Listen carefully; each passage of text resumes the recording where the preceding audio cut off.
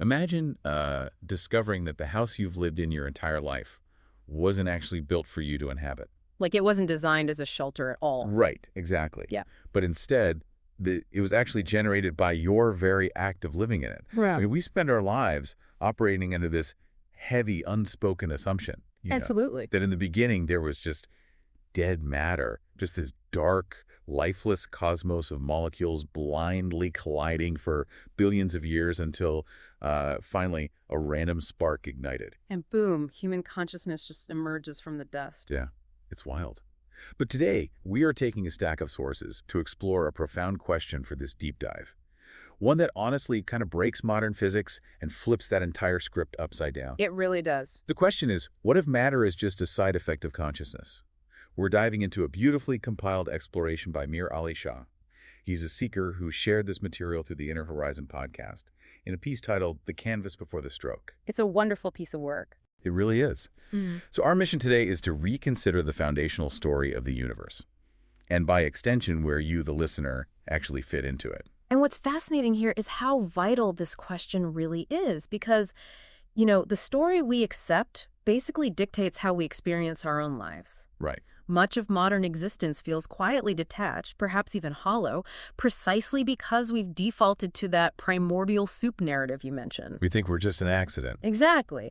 We walk through a world we believe is fundamentally dead. But if we examine traditional wisdom, Islamic philosophy, Christian mysticism, Vedantic scholarship, or even the margins of serious modern neuroscience, we find a very different baseline. Which A is, narrative where consciousness was present before there was any physical there to be in. wow. Okay, let's unpack this.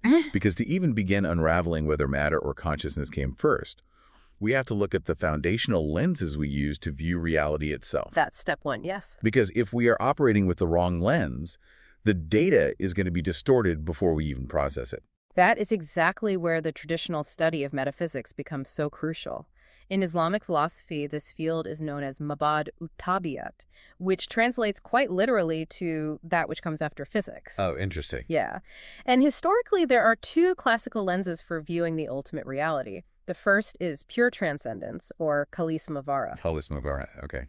Right. This posits that the creator, the source, is entirely separate from creation, unreachable, untouched by the physical dirt and decay of the world. Completely outside the system. Exactly. But then the second lens is pure immanence, or Kalispatini. And this suggests that this great reality is woven inside everything. Like everywhere. Yes, every leaf, every subatomic particle, every breath is a direct manifestation of that underlying real. It's funny because we often treat those two ideas as a strict binary, right? Yeah. As if we have to choose between a distant architect on a cloud and this like omnipresent energy field. We do, yeah. But mature spiritual traditions refuse to separate them. If I try to map this onto a more modern framework, I think of the relationship between a brilliant software engineer and a massive, complex video game environment. Oh, I like that. Yeah, so the coder is pure transcendence. They exist entirely outside the physical architecture of the game. They aren't bound by its simulated gravity or anything. Right, they're sitting at a desk. Exactly. But at the exact same time, every single pixel, every rendered shadow, and every physical law inside that game is made entirely of the coder's logic. That is pure immanence. It's a great way to picture it. The coder is beyond the system, yet fundamentally sustains every particle of it. That analogy captures the mechanism perfectly. It resolves the cognitive dissonance of trying to hold both truths at once. Reality is beyond our physical categories, yet intimately present within them. And recognizing that dual nature fundamentally changes what it means for something to even exist, doesn't it? It absolutely does. Let's apply this to that classic philosophical riddle. You know, the one, if a tree falls in a forest and no one is around to hear it, does it make a sound? Well, a modern materialist answers that purely through physics, right? Right. The kinetic energy displaces air molecules, it creates sound waves. And those waves occur regardless of whether a biological eardrum is actually standing there to translate them into a perceived sound. Sure. But a metaphysician approaches the concept of existence through a completely different paradigm. In these older traditions, existence and consciousness are intrinsically linked twins. They can't be separated. Yeah. To be is to be known. The tree falling in the deep forest may not have made a sound for a human observer, but it is impossible for it to go unperceived Wait, perceived by who? by the cosmic consciousness that surrounds and sustains it. In the Islamic tradition, this continuous divine observation is called ilm ilahi, which means divine knowledge. Ilahi. Right. A thing only continues to exist because it is held in the perception of this greater consciousness. Wow. So if existence requires a perceiving consciousness, it forces us to kind of reevaluate the whole hierarchy of reality. It really does. And this is where the classical philosopher Al-Kindi's map of existence, or wujud, becomes super relevant. Yes, his concept of wujud. Because he argued that existence isn't just a flat binary state where something either is or isn't. It actually has distinct degrees. He categorized the majority of what we interact with as contingent existence, or wujud mashrud. What would you measure it? Yes.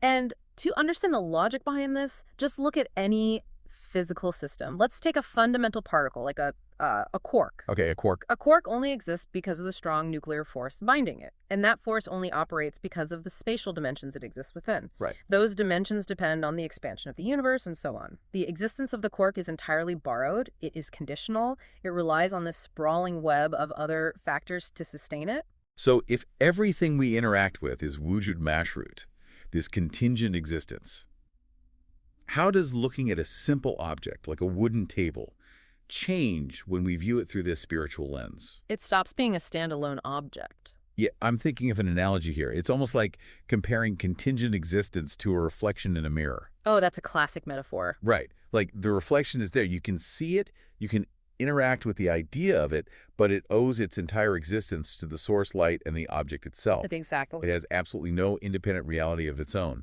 But logically, that chain of dependencies cannot go backward forever, right? No, it can't. An infinite regress of borrowed existence is well, it's like a chain of people borrowing money from each other to pay off a debt. Eventually, you need someone who actually owns capital, or the entire system just collapses. And that is the exact logical mechanism that leads Al-Kindi to the highest degree of reality necessary existence, or wujud mutlaq. Wujud mutlaq, the ultimate source. The ultimate uncaused cause, the divine essence. It depends on absolutely nothing outside itself.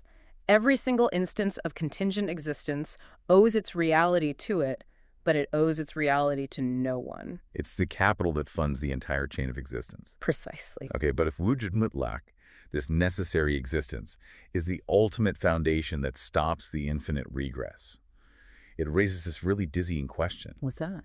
What lies beyond even that necessary existence? I mean, how do these traditions conceptualize the state before anything was even made manifest? You are pointing to a concept where modern Western translation often completely betrays the original philosophical intent. Really? How so? Well, that stays known as Adam. And in colloquial translation, Adam is often rendered simply as non-existence, emptiness, or nothingness. Right. When the modern scientifically trained mind hears nothingness, it defaults to the idea of a vacuum. We picture this cold, dark, empty void at the exact end of reality. Here's where it gets really interesting, though. Because reading Mir Ali Shah's compilation, he offers a framing that completely shatters that assumption. He does. Adam is not a dark vacuum. He likens it to a blank canvas set before a master painter. Yes. To the untrained eye, the canvas appears empty because, well, it lacks specific shapes or colors, but its emptiness is actually its power, right? Exactly. It is pure, absolute possibility.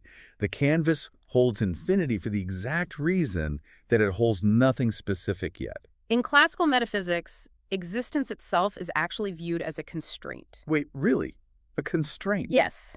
To exist in a physical form means you are a specific something. To be a river means you are forced to not be a mountain. Oh, I see. To be a human means you are forced to not be a star. That specificity is a profound limitation. Adam is the state of unlimited possibility that precedes all limitation. It transcends the cage of being a something. So the very act of existence, wujud, is just the first stroke of paint on that infinite canvas. It is the initial manifestation of the unlimited choosing to limit itself, the first mark of Tayyun. Tayyun, the first stroke. Yes. As soon as that brush touches the canvas, a specific reality enters the picture, sacrificing infinite potential to become actualized.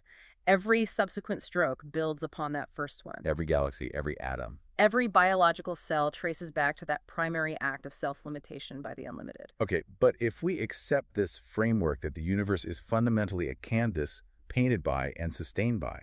Consciousness, we run headfirst into a massive, undeniable physical variable, The human brain. the human brain. Neuroscience demonstrates repeatedly that if I alter your brain chemistry, or, God forbid, you suffer a physical trauma to your frontal lobe, your consciousness changes. It shifts drastically. Right. So how do we reconcile this 3-pound organ of contingent matter with a reality that's supposedly driven by consciousness? It is arguably the hardest problem in modern science. The default materialist view is that neurons fire in complex patterns, and consciousness is essentially the exhaust fume produced by those firing gears. Just a byproduct. Right. But some highly respected figures in neuroscience have followed the evidence to a very different conclusion. Sir John Eccles, for instance, a Nobel laureate, spent his later career arguing against that default. What did he propose instead? He proposed that the brain and the mind are fundamentally distinct. The brain is an intricate biological instrument, a receiver. Okay, so the analogy often used here is a musician and a piano. Yes. The brain is the piano, and consciousness is the unseen musician playing the keys. The piano does not generate the musician, it merely provides the physical mechanism for the music to be heard in this room. Exactly. But I have to push back here. It is an elegant analogy, but let's look at the medical reality of severe traumatic brain injuries. When a person suffers massive damage to certain regions of the brain, their entire personality can shift. They can lose their moral compass, become highly aggressive, or lose their memories. That happens. Yes. So if the brain is merely a piano, why does damaging the wooden keys seem to fundamentally change the moral character of the musician? That is the essential counter-argument, and the answer lies in understanding the true nature of an interface. Okay, go on. If a world-class pianist sits down at a piano that has been left out in the rain where the strings are rusted and the soundboard is cracked, the music produced will be dissonant, chaotic, and unrecognizable. Because the instrument is ruined. Right. The musician's internal intent, their mastery, and their character have not decayed. But their ability to express that intent into the physical room is entirely bottlenecked by the damaged instrument. The physical world only receives the distorted music.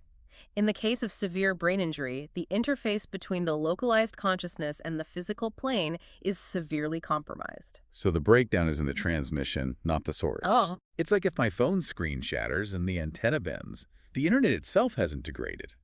My specific device just lost its ability to process the signal coherently.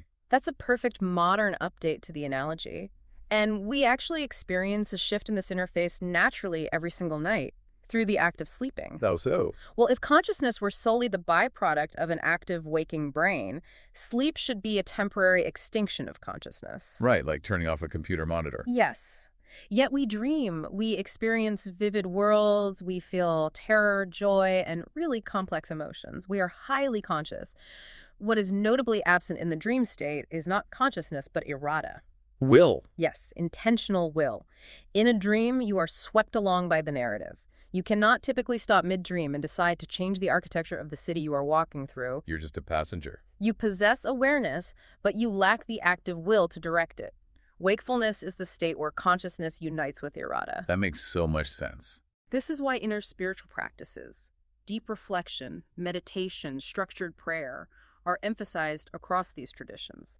They are methodologies designed to align our raw consciousness with intentional will in our waking hours, To make sure we aren't just sleepwalking through life. ensuring we do not simply drift passively through our physical lives the exact same way we drift through our dreams. But wait, if the brain is just the receiver, the damaged piano, we're left with a significant anatomical mystery here. Where is the musician? Yeah.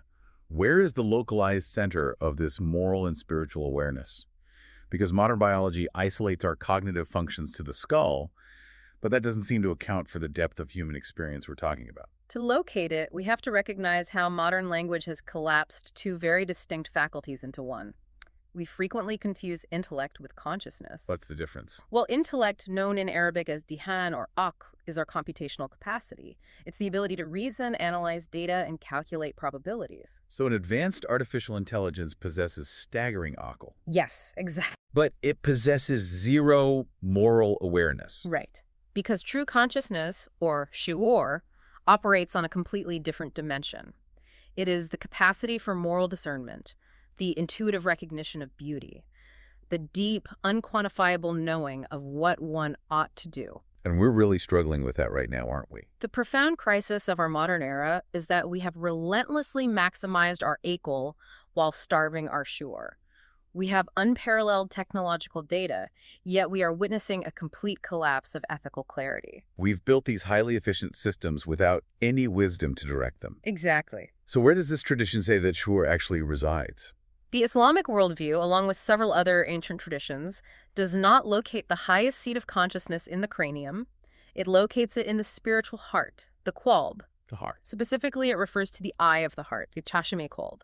This is not a poetic metaphor, by the way. It is understood as a literal faculty of perception that grasps unities and deeper truths, whereas the intellect only knows how to dissect things into smaller parts. It's wild. Our everyday vernacular still carries echoes of this.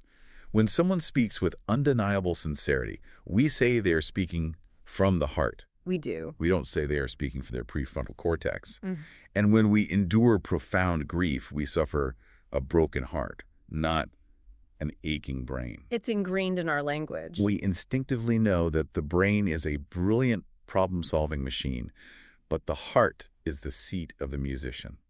So what does this all mean? This brings us back to the stakes for you, the listener. How does knowing this change your Tuesday morning? That's the real question. If you operate under the first story that matter is primary and the universe is a dead machine, you can extract from it endlessly. You can pollute rivers and clear-cut forests without a second thought because it's all just dead, unfeeling matter. But if consciousness is the foundation, if we are living inside a conscious ocean where every single element is a stroke in the divine brush, then our interaction with the world must change. It has to. Every stream and stone possesses a form of awareness that we may not comprehend, but that demands reverence.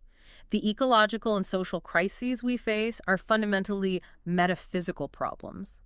We have created a living canvas as a dead machine, and the resulting friction is quite literally tearing the canvas. It is a radical reframing of reality. We've traced a path from the pure, unlimited possibility of Adam down to the first stroke of existence, wujud. Yes. We've navigated the logic of necessary and contingent existence and explored the brain not as a generator of thought, but as a receiver for the spiritual heart, the qalb. It requires us to wake up and really take responsibility for the music we're playing. It does. And Mir Ali Shah's compilation highlights a Quranic prayer that perfectly encapsulates the desire to navigate this reality with an awakened heart. Could you share it? Of course. It reads, Rabbana atina fid dunya hasana wa fil akhirati hasana wa qina adhaban nar.